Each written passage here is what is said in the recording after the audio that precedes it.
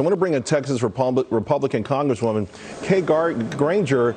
She actually introduced a measure to rebuke what happened at the State of the Union. Representative, thanks for joining us. It's good to be with you. What was the, I think probably knowing what the vote count would be ahead of time, what was the main message you were trying to achieve today? I was trying to say that the State of the Union address is a tradition where the president gets to speak to the nation. And there's been a sense of respect, regardless of partisanship, or respect for the president and his words. And I saw that shattered yesterday, and I think it's a very sad thing. But I thought that the Speaker of the House, who ripped up her speech, the president was given, after the president had honored some people that had honored our country over years. You know, and it was something of a disappointment, I think, to a lot of apolitical types, you know, just folks who don't follow D.C. all the time but tune in for something as big as the State of the Union, to see congressional leaders or Congress people sit on their hands when the Tuskegee Airmen, 100 years old, now a brigadier general, stands up and, you know, we don't salute his service, or we see a young girl who now knows she can go to a school and maybe the idea of ever having to work for minimum wage won't be in her vocabulary, or all the other wonderful, beautiful things that we saw.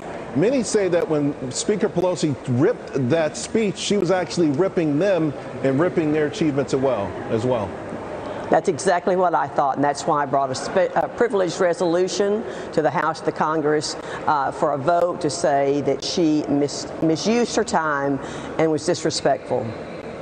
Where do we go from here? The big talk right now, of course, is divisiveness has gotten worse. Not that anyone thought it could. Interesting enough, there was a Gallup poll out this week that shows the approval of the president at an all-time high, but Democrats' approval of him at such a low that this is the widest gulf in the history in this country of Democrats and Republicans. Can that be repaired?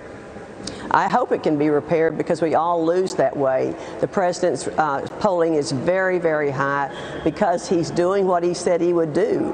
And he wanted to talk about that, and that welfare rolls are lower, wages are higher. It's a good time economically, and a time we should also celebrate that. And I think that's what was lost yesterday, on Tuesday night, during that ceremony. Right. Well, we want to celebrate it, but we also have some issues in this country, and why we elect folks to go to D.C., hash it out, get over personal animosities, and get some things done.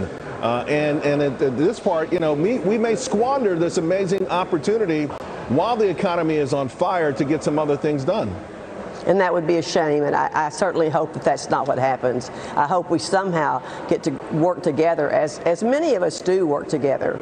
But a situation like that was so public, and the disrespect was so obvious, that set us back some.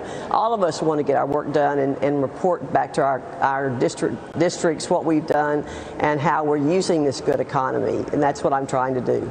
Congresswoman, thank you very much for joining us. We appreciate it. Thank you.